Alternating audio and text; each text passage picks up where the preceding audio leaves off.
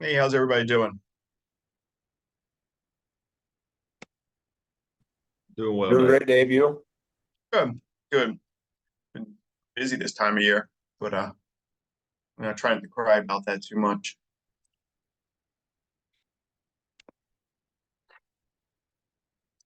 Day just goes on forever. And the plan was today was to go into a little bit of trigeminal facilitation. Eric, I think we chatted about it a little bit.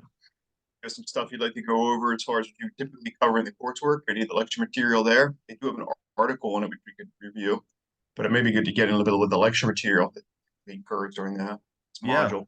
Yeah, no, it's fine. Let me just kind of go over some basics of it here first, and we'll uh we'll get into it. But basically, if we're looking at um any type of facilitation, the basic premise here is that there's a pool of interneurons that are kind of located in between the incoming sensory components and the outgoing motor components, right? And these interneurons located within the spinal column, basically what happens during a facilitatory effect is they get kind of wound up, right? And so the amount of stimulus that's required for these neurons to suddenly become depolarized and trigger a reaction and send a conduction signal down the chain. So basically from the sensory component through these interneurons and back down the motor chain, the threshold becomes significantly lowered. And so it depolarizes them more often, more often, more often. We get greater reflex responses, higher resting tone, all these different things that come out of segmental facilitation when we're looking at things like, facilitations in the neck or facilitations in the lumbar spine. That's the basic premise of a facilitation. Trigeminal facilitation is essentially the exact same thing. The only difference is instead of it moving into the limb, like it would for the neck or for the lumbar spine, it moves into the head, and into some of the kind of special sensory mechanisms that we have via the cranial nerves. Um, Basically, if we think of the spinal trigeminal nucleus, the spinal trigeminal nucleus is a component of the trigeminal system that's located within the midbrain. Um, Extends down at least as far anatomically that we know of to at least the C2-3 segment in the cervical spine. So that means that things that affect the upper cervical spine, the CV region, down to and including the C2-3 segment, can create facilitatory influences of this spinal trigeminal nuclei. If we start thinking of that spinal trigeminal nuclei as a component of these inner pool of interneurons, right? These neurons are called the substantia gelatinosa. It's a component of the spinal mechanism here of the spinal cord. And essentially what the trigeminal nucleus is, the spinal trigeminal nucleus, it's a continuation of that up into the midbrain. So if we start having abnormal sensory feedback coming from these top levels of the cervical spine, so that's the OA, AA, C2-3, potentially the jaw, or potentially even the teeth, things like that. That's abnormal sensory feedback mechanism, whether it's abnormal proprioception, nociception, however we want to look at it. I think Jim at this point has kind of gotten to the stage where he looks at it as facilitation is purely caused by nociception. Nociception not necessarily meaning that it's reproducing pain at that point, but some of the some of the readings that I've done on it aren't as clear on that sort of thing. So I still tend to mention abnormal proprioceptive feedback as a component that could cause Yeah. that sort of thing. Um, but regardless, it's an abnormal feedback mechanism coming from the sensory components here. Um, and basically that winds up this trigeminal nuclei. And because there's a lot of interconnections, a lot of unique interconnections between this trigeminal nucleus and some of the other cranial nerves, um, it can wind up some of these abnormal components within the head. So some of these things can be very unusual, or at least produce unusual symptoms, right? So we think of things like, if you think of cranial nerve one, right, the olfactory nerve, it's a special sensation, right? Provides the sense of smell. However, when we're looking at the sinuses, the lining of the sinuses, the pressure receptors that we have within the sinus are innervated by the spinal trigeminal nuclei. Okay, so we can have increased sinus pressure as a result of an irritation of the C2-3 within the neck. That's one of the potential symptoms that can come about of this sort of thing, right? So same thing with the muscles around the eye, right? We're looking at cranial nerve 3, 4, and what, 6. Those supply the motor output, right? Being able to move the eyes, but the proprioceptive feedback from those muscles is a trigeminal mechanism, right? So we can get eye pain or, so aching behind the eyes, some of those sort of things. Most of the time, this is going to be unilateral. It's going to be on the same side as whatever um, spinal segment is producing this facilitatory effect. Same sort of thing with the ear. The stapedius is a trigeminal mechanism, or at least the proprioceptive feedback. Tensor tympani is a trigeminal muscle. These things can cause ear pain, hypo or hyperacusia, so really loud sounds or muffled sounds, depending on what's actually kind of winding these things up. So you can kind of start to see when we look at the different cranial nerves, if you just start going down the list of the 12 cranial nerves, you can start to see how we can get some really weird symptoms that will be a result of this stuff. And they are things that we tend to have to ask about. Because a patient will typically come in, they'll say, I'm having these headaches. Okay, where are they? They'll kind of give us the ram's horn thing. That's a typical cervical referral. But if they start talking about like, oh, I get pain behind my eyes, or it really feels like my ears won't pop, or I'm getting ringing in my ears, things like that can be trigeminal mechanisms, but they're still typically caused by issues within the neck. So then we have to start asking about other symptoms, right? Like, do we have any eye issues, blurry vision, or kind of muddy vision, I think is the way it's typically described. Abnormal tastes in the mouth, things like metallic tastes or bitter tastes, jaw pain, tooth pain, sinus pressure, um, like I said, ear pain, um, changes in hearing acuity, changes in what else do we have here that I can think of off the top of my head here? Um, Changes in sensory feedback through the face, things of that sort of nature. Any of these sort of things can be related to a trigeminal mechanism. Um, and again, most of these are post-traumatic issues or chronic post-traumatic issues that tend to start to hypermobilize portions of the neck. The most common, at least from my perspective, the most common reason for these things developing is a post-traumatic arthrosis of, say, the right C2-3, where that segment starts to stiffen. We get kind of a capsular limitation of that segment on the right side. So initially, the patient may complain, say it's, post MVA, they may initially complain of kind of a vague, gross, global type of headache, neck pain. Those things tend to calm down after a period of time, whether that's 6 weeks, 8 weeks, whatever it might end up being. Whether they have actual treatment for it or not, just over time, the initial irritation will eventually start to dissipate. What tends to happen then is secondarily, because now we have this stiff, kind of muddied segment on one side, is the axis of movement of the facet joints moves from right in between the two joints out to the periphery where that stiff joint is. Now what we have is a segment that's now pivoting around that arthritic or arthrotic joint on the unilateral side. So in our case that we were just talking about, the right side. That would tend to mean that the left side then will start to develop these abnormal sensory mechanisms, right? So abnormal proprioceptions, hypermobile, maybe developing some instability. This is what starts to trigger some of those facilitatory effects into that spinal trigeminal nuclei. And that's going to start to distribute some of those things into the head, face, etc. And like I said, there's some really weird things, nightmares, some cardiac reflexes that can be affected through the vagal mechanisms, churning of the stomach, effects like that.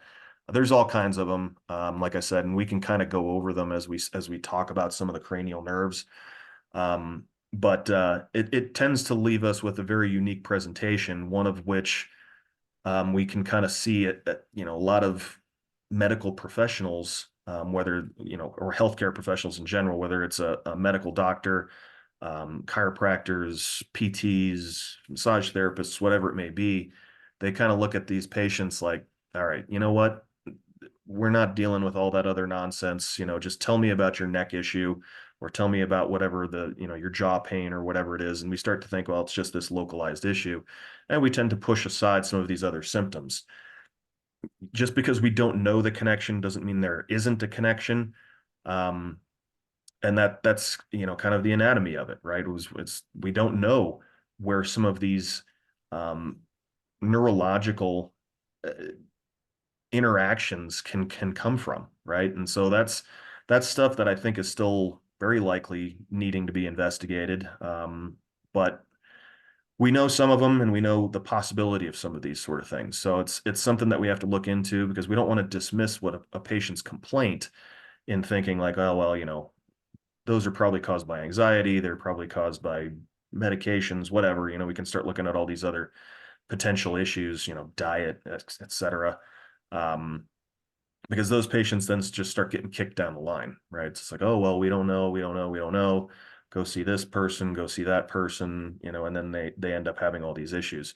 One of the major, and I will say major issues that will develop as a result of trigeminal facilitation is dizziness. So type 2 dizziness, where it's kind of that lightheadedness.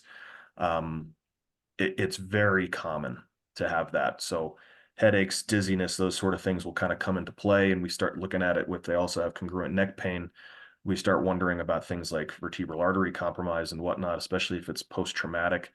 But dizziness from a trigeminal perspective is one of the major symptoms that will come up. And when that sort of stuff becomes real bad, it can be one of those very debilitating type of symptoms. I think at one point I remembered reading something saying that undiagnosed or untreatable dizziness is one of the major causes of suicide um, in the United States. And so it's just because the patient they can't function, right? And so they end up, kind of going down this spiral, but it is something that we can help with, that we can treat as a result of being able to diagnose upper cervical mechanical dysfunction. So, definitely something that we have to be aware of, but there are some weird symptoms that'll come along with it. And I'm sure you guys will probably all thinking, at least most of you are probably thinking right now about a patient that came in with some weird complaint, and you're starting to wonder whether or not that'll match up with some of these things. And the odds are it probably does in some way, shape, or form. So for me, that's kind of the easy, I don't know if I'd call it easy necessarily, but the kind of hot and dirty type of description of how this sort of thing works and what it's going to look like for you when you see it in clinic. Trying to look up some other components here. What else you got on that, Dave? Anything else you want to add?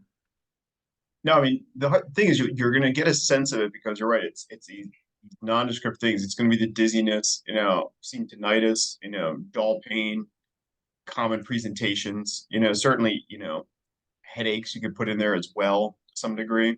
So there's many causes of a headache you may get with trigeminal facilitation, but the idea of dull pain. I mean, oftentimes you'll be seeing your neck pain patients and you ask them about these other things, they'll have other things going on, to some degree. So how many of your neck pain patients have jaw pain? Or, your jaw pain patients, it's easy. Okay, they're going to have upper cervical pain and they'll have, headache. It's not atypical to see these things reverberate back and forth. I think one thing we saw in the last course was Patrick. I mean, tell us about what you experienced after the first Saturday. Yeah, so it was kind of towards the end of the day. We had been working on a lot of neck stuff, and I kind of tell that my neck was pretty fatigued from everything. And me and Jacob kind of stopped practicing pretty aggressively. Then it was kind of like a dull ache, kind of like from my ear to kind of midline jaw on the right side that just kind of progressed more intensely. Mhm. Yeah, so there you have. I actually have a friend right now that is kind of going through a lot of these similar symptoms. She's having like numbness and tingling on and off in her face, like that follows the trigeminal nerve. she's Mhm. getting like whenever she's walking at work, she'll feel like a whooshing sound in her ears that goes like the beat of her heart. And then like if she stands up quickly or sits up quickly, then she gets like kind of lightheaded and dizziness, but she doesn't have dizziness all the time. They did a CT scan of her brain and they didn't find anything. And so her neurologist is diagnosing her right now with like a pseudo tumor. And they're looking further into that, but they can't do anything with her neck. Like, can't do any radiology right now because she's pregnant. So they're kind of at a standstill of like what to do. I think it's a tumor. They said it was a pseudo tumor. So it's not like when they did the brain MRI, they didn't find anything. So then they're calling it a pseudo tumor of what could be causing these symptoms. But when she was explaining to me over the weekend, I was kind of thinking like she was in a car accident probably like 2 years ago and went to PT for a while for her neck. And I'm wondering like, is it just something that's like lingering now or wasn't addressed originally? Well, I mean, the way you're describing it, the whooshing sound, that it's basically you get this hyperacusia and you basically start hearing the blood flow going by your ear through the blood vessels, right? And so that's that sort of thing that you can get with hypertonicity of the tensor tympani. Those sort of things will happen. But yeah, I mean, I would say that sounds very much, and and what's the harm in going, because if they're looking at it and they're saying, well, it's a pseudo tumor, whatever, paraneoplastic, something along those lines, where they're looking at, we have something that's affecting the neurological mechanisms here. They're going on a wild goose chase because they're going to be doing some sort of like total body scan looking for bright spots, and then they're going to have to do they're going to find little things, right? There's going to be all these little doodads in everybody. And they're going to find 3, 4, 5, 8 things, and they're going to do a bunch of damn biopsies on this poor girl, right? That probably are unnecessary. And there's just no harm in going in and examining the mechanics of the upper cervical spine and seeing if there's something that can be done about that there. Because especially a couple years down the road, it's very unlikely that there's going to be any significant risk in treating that area. Or examining that area, right? But yeah, I mean, it kind of follows the pattern we were just talking about, right? Post-traumatic arthrosis of from an MVA, something stiffens up, something else becomes hypermobile, unstable, something along those lines, and all of a sudden you start to get these things that start to wind up, and there's just no real great excuse for where they come from. That's exactly the type of patient that I'd be looking at as potentially having these we call them trigeminal symptoms of cervical origin, or TSCO. But there's definitely a possibility that you could find something like that with that person. Well, I'll get working on her. Thanks. Mm-hmm. And the funny thing is you guys already have a lot of the tools that you need to go through and look at this stuff, because it's just basically examining that upper cervical spine, which is stuff that we've kind of been doing on and off already. So there's certainly more to it. There's certainly more things that can be taught as far as that stuff goes. But being able to diagnose like, oh, well, yeah, when we ask her to turn her head to the left, she's limited by 40% compared with going to the right. That essentially confirms that there's a restriction in the craniovertebral region. When you lose that much or that high percentage of mobility and rotation of the neck, right? If it's going to be 2, 3, and there's some processes here as far as trying to rule in C2-3, the OA or the AA. I don't, since I wasn't there for 6, I don't know, what we're looking at with those sort of things. Yeah, But we could certainly we went go into biomechanics of upper craniovertebral joint, mobilizations for upper craniovertebral joint. So they Yeah, have all the so skill set to treat this. well, so it's one of those things, if you say, okay, turn your head to the left, and she says, yeah, you know what, that gives me a little pain behind my eye and I feel a little ringing in my ears.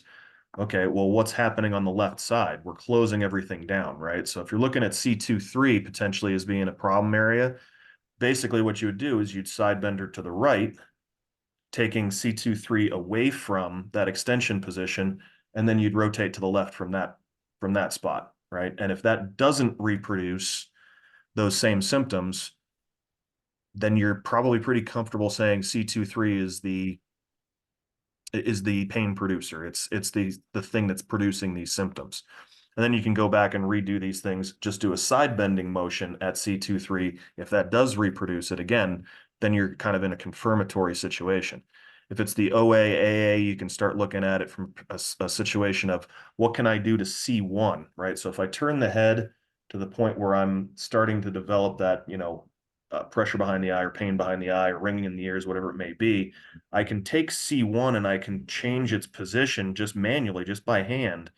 So if I'm turned to the left like this and I take C1 and I turn it back to the right, what's happening at the OA joint? Is that increasing left rotation or decreasing it?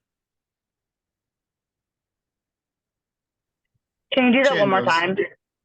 Yeah, so I've got my head, right like this. I turn my head to the left like that. And then I take C1, so I'm turning the head to the left like so. I take C1 and I rotate it back to the right. Does that increase left rotation at the OA joint or decrease it?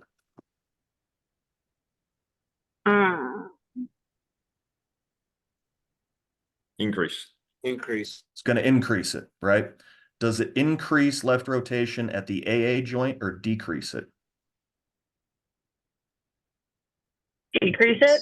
It's going to decrease it, right? So if I rotate C1 back to the right, right? I'm in left rotation. I take C1 and I rotate it to the right. I'm increasing the stress on the OA joint, decreasing the stress on the AA joint. So if I increase the symptoms in that scenario, I'm actually confirming that the OA now is likely the pain producer, right? If I do that same thing, I rotate that back to the right and I suddenly decrease the symptoms, then I'm looking at the AA joint as very likely to be the pain producer. Do you see how that works? Where we're just changing this one little positional thing, but we're increasing stress in one particular area, decreasing it in the other. So differential diagnosis, right? I mean, these are the puzzle pieces that we want to be able to find in order to say, okay, I'm looking at potentially this OA as being a pain producer, right? So I want to diminish the amount of stress I put on the OA. Why does it have this extra stress, right? So if I have a significant loss of movement, probably going to be a CV issue. Is it the opposite side OA, the right OA? Is it the left AA, the right AA? We have some options here, but biomechanically, we can look into those to determine which one is not moving well enough and thus increasing the amount of stress that OA joint would be put under. So we can Eric, get I have very... a question. I'm sorry to interrupt you. I'm having a hard time picturing this because I thought the OA joint contributes very minimally to rotation. So why would I be choosing this to assess OA rotational stress when it doesn't contribute much to rotation in the first place? Oh, it contributes plenty to rotation. The OA? does. Yeah, the OA and the AA both contribute plenty. Don't think of it as being a rotation moment that occurs. It's a coupled motion of flexion, extension, side gliding. The OA joint itself isn't this idea that's rotating full, but as you do that, you're gonna have one side anteriorly, gliding, going up, the side going posterior. So it's the component motions, much like we assessed it, versus pure rotation. And think of it this way. So if I have an OA joint, whether it's unilateral, bilateral, that cannot produce these unilateral movements, right? So if I go into left rotation, the left occipital condyles are going to glide backward. The right occipital condyles are going to go forward. So we're going to get this sort of moment. If I have one right, say on this left side that doesn't move much, what's going to happen is all of a sudden that posterior glide is going to have to increase with left rotation. So it's going to hypermobilize that left OA potentially, right? It could go down to C23, it could go down into the AA joint. It's just a matter of how their body is adapting to that loss of mobility at that particular joint.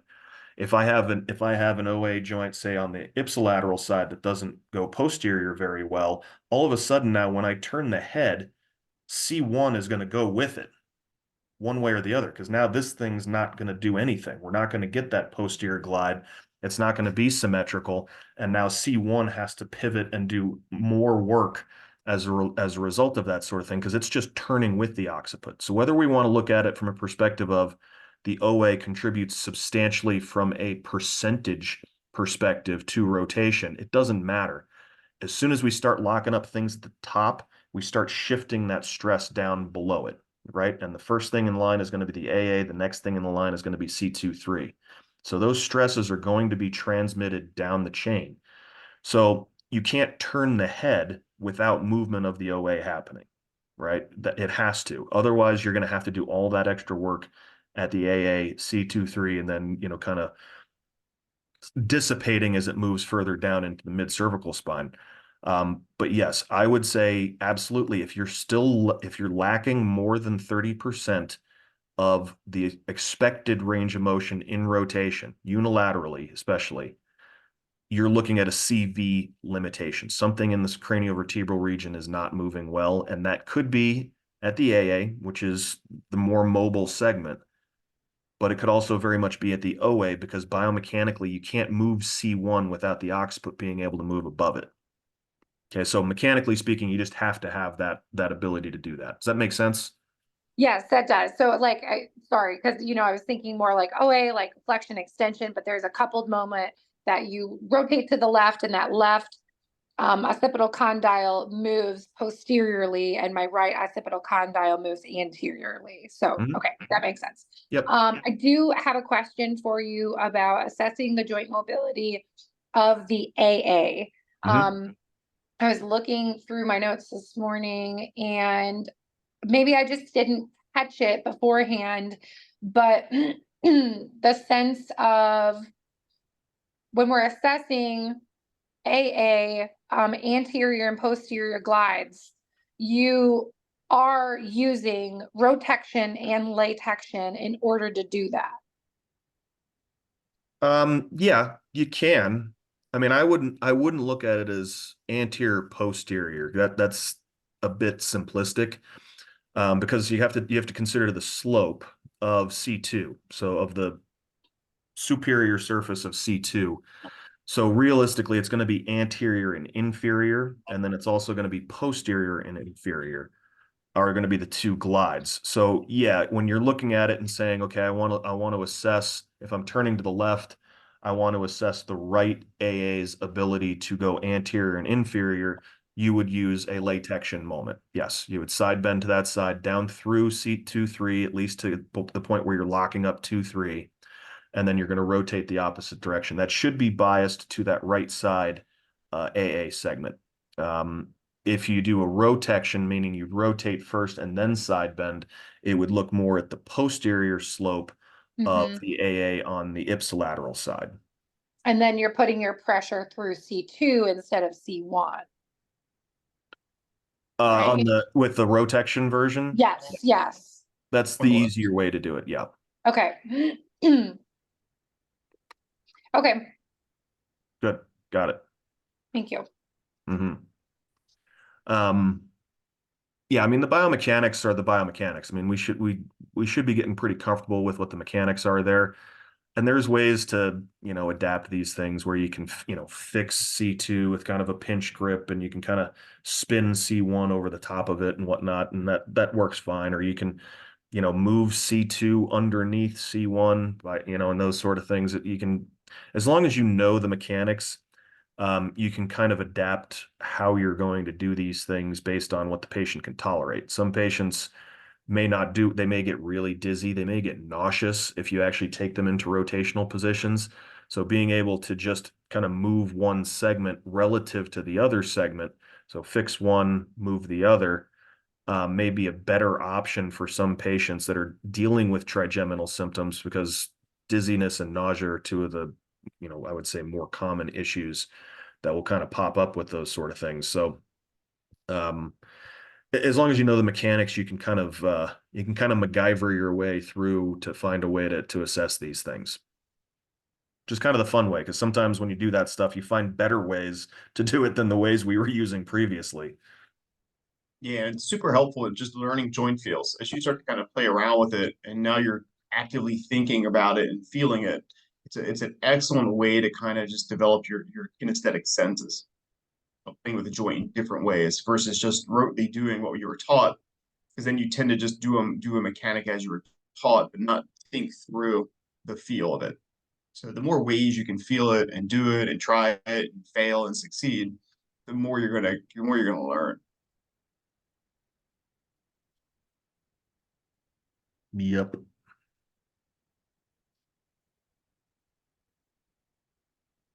Oh yeah, I've got.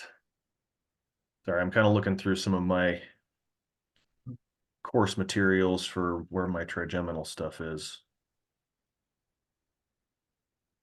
as we're going through this stuff, but little pieces here and there. That's not as helpful as I was hoping it would be.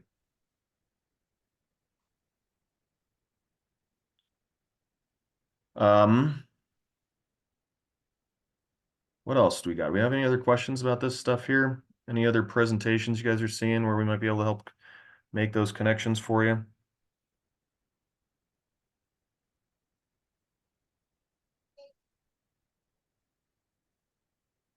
None, huh? Find that hard to believe. I've got a runner, Eric. It doesn't pertain to upper cervical, but maybe get your ideas on, got a female runner, 28 years old, main complaint of right gastroc pain. Onset of pain about a half mile into her run. She's running on a level grade anywhere from 6 to 8 miles an hour average pace, I would say. Her goal is to be able to run about 3 miles pain-free, so nothing too terrible. Well, I'm watching her move, watching her walk. She has 0 trunk rotation. So I'm like, okay, I'm going to look at her T-spine and I'm going to look at her ankle and just kind of see what I find. So her TC joint was jammed up. So I manipulated that, then did some soft tissue on the calf. And then don't think I got the T-spine until visit 2, but went up and found what I believe to be kind of a restriction on her right side at T10 and 11. So into right rotation. Yep. It was actually more, I would say right latection. So right side bend, left rotation, Left right? rotation. Okay. So she's limited in that. So I was having a hard time connecting mechanically, but I start to think about your language around the TL junction and iliopsoas, and I'm like, you're not storing energy and releasing appropriately. So I kind of told her that, manipulated T-spine, gave her some retraining for rotation, and then I had her run again. And all of a sudden the rotation's there. She feels good. So I said, great. Day 2, go ahead and try your 3-mile run sometime today or tomorrow and see how it goes. Mm-hmm. She came back next week, reported to me onset of pain now at about 2 miles, was able to make it through, but had more pain after, more so than during. And then, so again, just seeing a lot of calf tightness. I'm seeing some things in unilateral right-sided, just some control issues there. So I even looked at lumbar spine. I really didn't find anything, but I don't know if it's a proprioceptive issue or a control issue. But my thought is she's just working hard on that right side to move in the sagittal plane because of this lack of rotation, because of a lack of ankle dorsiflexion mobility. So far, the ankle seems to be holding with just some simple drills I gave her. But what are your thoughts? Am I missing anything? Do I just need to give it more time? I've seen her 3 visits. Yeah, so what I would say is it should be pretty easy to connect a right latection issue with a right ankle issue and why they might be, essentially overusing that right gastroc or the right calf musculature in order to add energy back into the system. Because if you think about it, when you're in right latection, you're going to be side bent right, rotated left. So your right arm's going to be forward, left arm's going to be back. Your right leg then is going to be back behind you, moving toward dorsiflexion, right? At least it should be if you're running like a normal human being, right? So we have that opposite movement, the upper body with the lower body. So left leg will be forward and moving toward foot contact. Right leg will be moving behind them, moving toward dorsiflexion and push off. So if you're not able to get into adequate right latection, essentially you're not winding the spring enough, right? Because the idea here is we've got the upper body here, we've got the lower body here, and we do these sort of things to wind up the trunk, right? So we wind up the lumbar, the TL junction, the lumbar spine, the pelvis, and then down into the hip. And what this does is it creates this spring mechanism. So as soon as the foot leaves the ground, right? So as soon as we get into that push-off position, that spring will release and it adds energy into the system passively, right? Because it's a potential energy mechanism.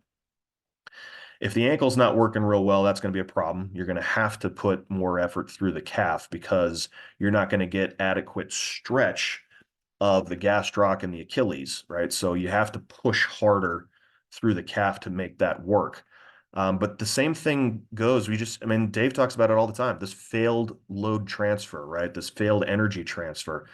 So TL junction's a good start, but we have to consider what else could be problematic on that side, in particular, that could cause issues with that energy distribution. The first thing that comes to mind for me would be the pelvis on that right side, right? So if we have a latexion issue on that side, odds are we're also going to have some sort of innominate rotation that started to occur.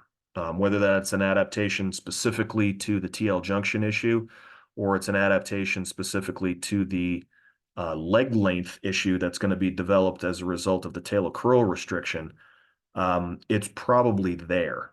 And then that's going to affect kind of the motor output that you're going to be able to get from the psoas major. Basically, the psoas in that position, where the right psoas, I should say, to be specific, as the leg is starting to trail behind you, this is how we get these latexion moments, right? As we're looking at that muscle coming off the front of the spine, so off the front of the transverse processes, it's going to produce extension of the lumbar spine, ipsilateral side bending, but contralateral rotation, right? So coming off the front of the if these are the transverse processes, it's going to pull them forward, right? So pull them forward, that's extension. Pull this down, that's ipsilateral side bending, and pull this side forward, that's our contralateral rotation. So if we're not able to generate, or we're not able to get adequate stretch of that psoas major due to, number one, probably the TL junction restriction, but also potentially some sort of innominate rotation or some sort of issue within the pelvic mechanism, that would certainly affect the energy output. And again, because the psoas is really designed to control all of these components together, histological studies have shown that the psoas has more fine motor fibers than any musculature found outside of the face or the hands. So we know that tends to signal control, right? And when we're talking about it going from T12 all the way down into the pelvis, crossing over the pelvis, and then jumping over the hip, we've got a lot of components that it has to be able to control, which makes good sense that it would have that fine motor makeup. So that'd be my first thought, is you're likely dealing with some sort of pelvis issue. Like I said, whether it's a result of the TL junction issue independently, or it's a combination of the TL junction issue and the ankle issue you found, or if it's just coming from the ankle issue, you've got to be able to do some clinical reasoning here and make a good clinical judgment on which one you think is the primary cause. If the ankle is holding up, like you're saying it is, and she's still getting the issue, the ankle is unlikely to be the main driver, right? Otherwise, fixing the ankle and good carry over the ankle issue would probably have alleviated most of the problems. Now, it's possible that she still has some sort of tissue damage within the calf area, and that may just require some time to heal. That's definitely a possibility. So it could have been you let her jump back into that running, that distance a bit sooner than the tissue in the calf is physically capable of managing. And that could just be a couple of weeks worth of, maintain this mobility stuff, work on some eccentric loading through that calf if there is some tissue damage, to minimize scar tissue formation, and help improve elasticity there. But my suspicion is, because you have the ankle issue, something below, and you have the TL junction issue, something above, there's probably a pelvis problem that's lurking in there somewhere as well. That'd be my first thought. What do you think, Dave? You got anything else you want to? I know you see a lot of runners. You're muted though.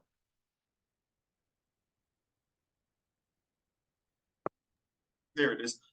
I'd play the hip and pelvis off the foot and see the mechanics. And again, even don't forget about just the basics. Okay, where's her landing? Where's her strike pattern? You 4-foot landing, it's going to increase the load. Is she rear foot? Is she rear foot or mid foot striking? What is also occurring there locally? At the site, what puts extra stress on. I mean, we looked at a runner like 2 weeks ago, and one foot was rear foot, the other foot was 4-foot. Don't overlook some of the obvious things too when you get in this sort of thing. Yeah, it was weird. And so look for those tendencies that would also be there, but you're also probably looking at the system, because even though you have that, why are they doing that? Is there something higher up that's making them? What's the cause and effect of this? Is there a pain they're trying to get away from, and what they're doing? So definitely look at those mechanics. If she got better with TL junction, you have better energy moving through the system. That takes some time. She can run longer, but what else would be overloading the calf system? Right. Look, pelvis and pelvic mechanics would be kind of the primary thing. Hip and pelvic drive, proper drive, to do that, because running is more hip driven than calf driven. So is she trying to use a calf driven strategy? And likely that would be just decreased drive pelvis. Yeah. It's always interesting stuff to think about, the possibilities of where things can come from. I mean, obviously we're not looking at the person. You're the one looking at the person. You'll see what they're doing. But I've found that runners, for whatever reason, they are notoriously stiff through the thorax. And it's really irritating to me. Like, why? You'd think most runners would be mobile, would be flexible, but they are just not. They are stiff through the rib cage. At least that's the experience I've had. And I treat a lot of endurance athletes, a lot of marathoners and triathletes and stuff like that, and they're just always stiff through the rib cage. I don't get it.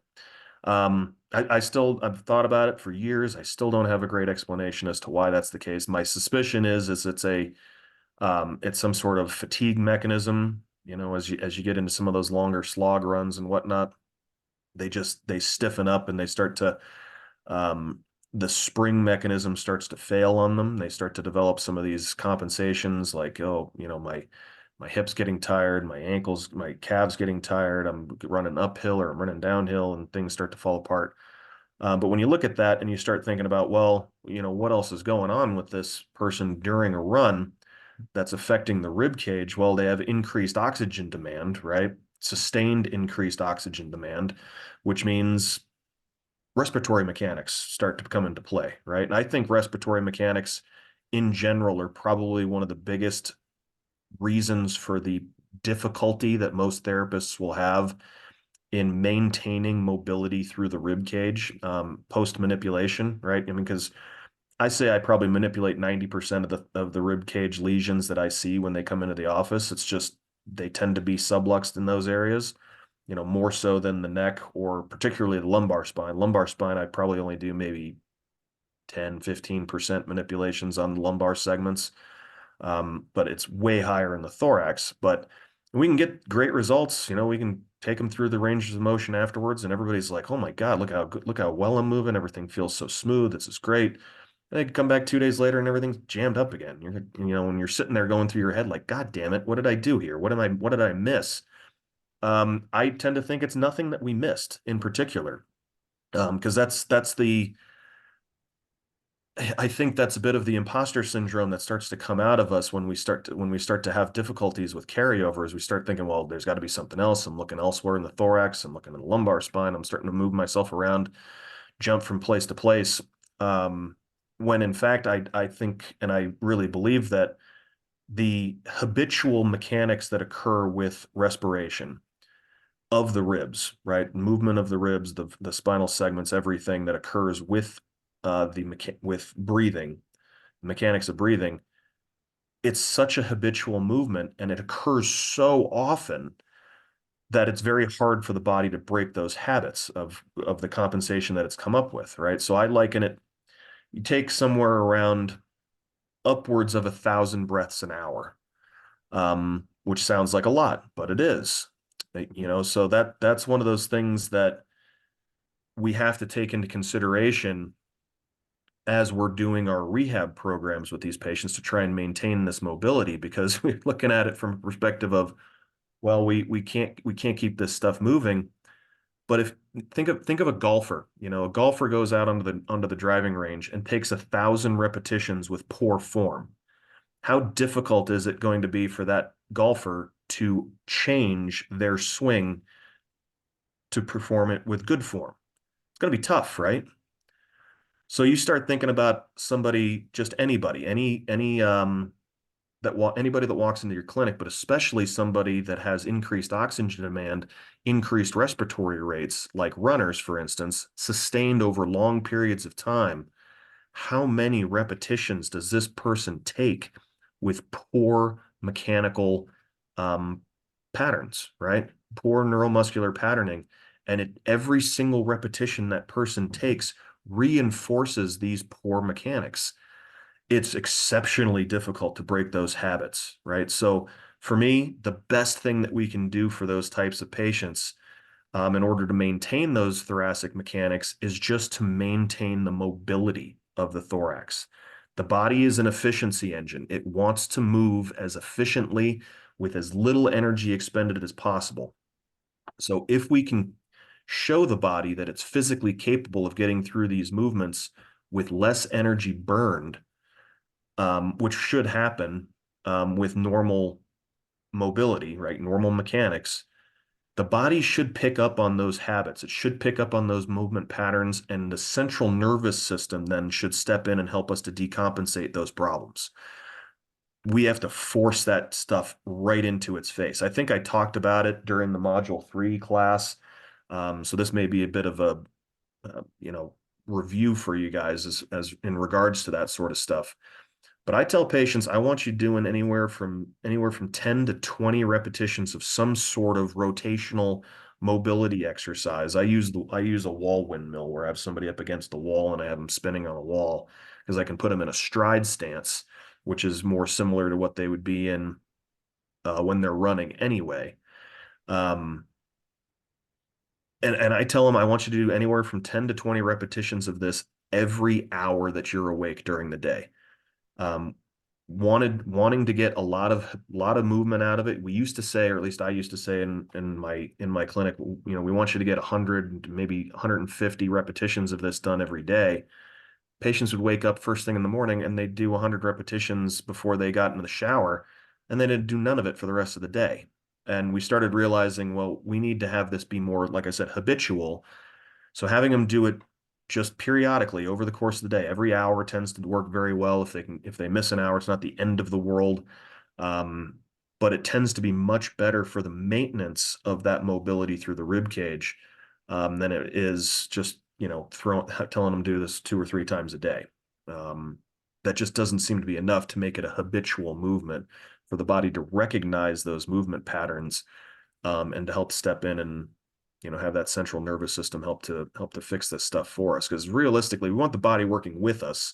We don't want to be banging our head against the wall trying to fix it ourselves, which seems to be the case sometimes with thoracic mobility. But anyway, I'm on a soapbox about it. What else do you think there, Dave?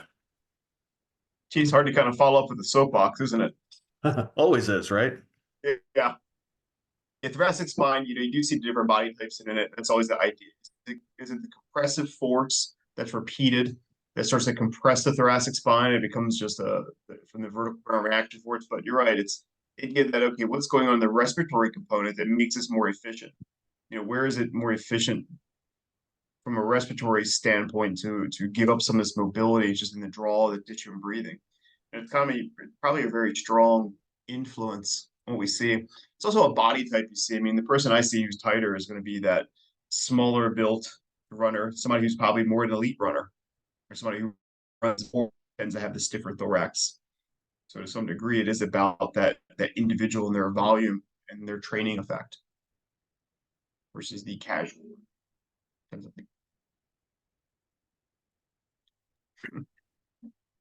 It's He all, just realizes he's on camera. all great stuff. Thank you guys. Yeah, I'm laughing a little bit because she is very short, but she's kind of stout. She's, forgive me for saying it, but she's kind of built like a curmudgeon. Kind of looks like very just short and squatty looking, you know, and no rotation. But that's all great stuff. Thank you guys.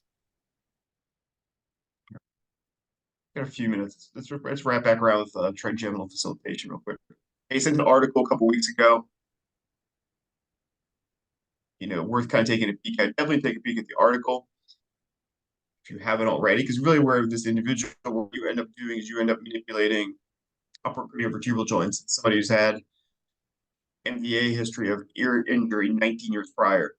So the case here was a 65-year-old woman presented outpatient physical therapy for treatment of neck pain, dizziness, and headaches, which is pretty common in what we see.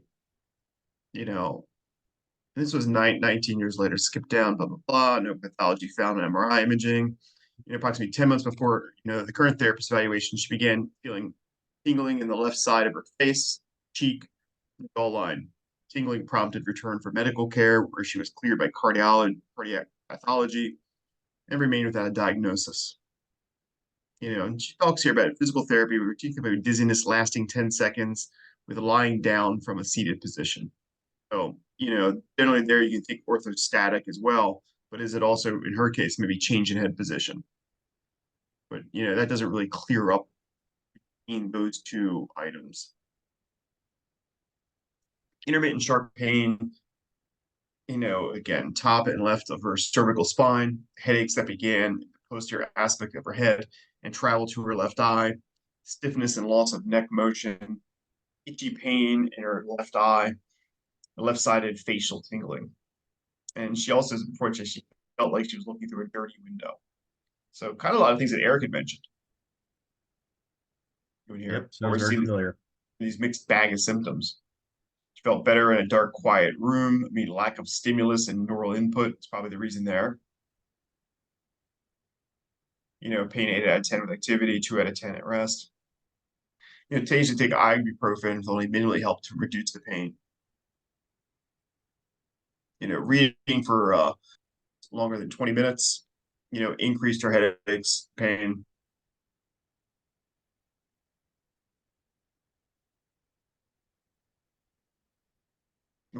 Down here a little bit too far. I can go much in history, but what I wanted to cover here in these few minutes was just a sense of the history of this individual. You know, this is an individual where in this case study, I believe what they found was, you know, C2, C3 hypomobility driving it. And I think in the first treatment session, what they did was manipulating C2, C3 cleaned up a good bit of this. You know, they also noted in that area, what we talked about previously as well, is that, you know, atrophy that occurs in these areas where we get this irritable input or nociceptive input or even this lack of motion. And with that, you're always going to find your poor recruitment of your deep neck flexors, noted with your deep neck flexor test, and a compensatory firing pattern or sternocleidomastoid, which is really quite the typical pattern that you see. That's kind of where with this course you can't really get into that depth of, if you're just looking at this from a muscular and exercise standpoint, then yeah, you can do deep neck flexor exercises. You're going to work on the rebalancing of that. But within there, you know, you'll tend to miss the primary driver of the C2 or upper cranial vertebral dysfunction being the thing that probably needs to get addressed first or progressing into any type of deep neck flexor and door training or trying to rechange that balance between sternocleidomastoid and longus colli and longus capitis in these cases. So, you know, just a point of emphasis, you don't abandon everything else like I don't need to do those other things. You will, and you'll spend a lot more time doing those than you will manipulating the neck. But to get an immediate outcome with this one, that needs to be addressed first. And real quick, this chart was give us what they found in this individual. There's a hypomobile extension, have them on the left 2, 3. And it looks like in the second section, hypomobile anterior inferior pathum of the right C1, C2 with normalized end field into extension of L2, L3. So first session manipulated 2, 3. Second session, you know, manipulated 1, 2. with, you can read on it here with resolution of symptoms. I think she got resolution of the visual symptoms after the first treatment. And downright being saw significant improvement with this. So, again, a little short on time. Great case to review. Wanted to go over kind of the highlights because you see how fast this person's improved. And here, by second visit, 4 days later, even before they did 1-2, 80% improvement in facial tingling, numbness, and visual impairment was noted. So, real good case to go through for prepping for trigeminal facilitation and what they saw and how they described it. I thought this was kind of like, almost felt like they made the case up. It was so clean. But this is like straight out of my notes on this stuff. yeah, this is Steve Karras, who he was also kind of under Earl Petman, did a lot of work in there. So as you read it, it's like, oh, okay, I have to know who wrote this. I looked at the name, I'm like, oh, okay, I get it. Yeah. So he's somebody. I just found all my notes on trigeminal stuff, so I can get that over to you, Dave, and we can great. put that up. Because it's a bit of a deeper dive into some of the potential symptoms. But this blends over into everything else we're seeing, whether these are vestibular patients that fall into your lap, these are post-concussive patients that fall in here. They could be the post-MVA patients with whiplash. It could just be that older person with idiopathic neck pain that's getting funky symptoms. Or they could be Patrick, who just has a loose, floppy head that's oversized, and now it's all stressed when some guy's been yanking. You're welcome, Patrick. We'll take it as a compliment. Please do. But no, it's because nice... his partner was so strong. I was worried about that. That was my primary concern in that class. Is how buff. Crazy. How buff. All right, guys. You haven't reviewed it. Read the article. We'll get more information out. I'll post some stuff for the next couple of Zooms coming up based on what we're doing in the class. I still need to get a hold of you, Eric. Sorry, I've just been getting walloped recently. That's all right. I've had a bunch of stuff going on anyway, so we'll figure something out. Can you, if you find the videos from, I think it was module 5 they're looking for, I could not find them. I remember I thought you sent them to me, but I did not locate them. I thought I did, but I can send them over again, I guess. Send them again, that'd be great. Yeah, I somehow cannot find them in my logs. Thanks. Yeah, no problem. Do you want them just on the Dropbox, or do you want me just to email them to you? Either whatever you. Okay. Doesn't matter. Least amount of steps. Gotcha. All right. Cool. Take care. Yep. Bye.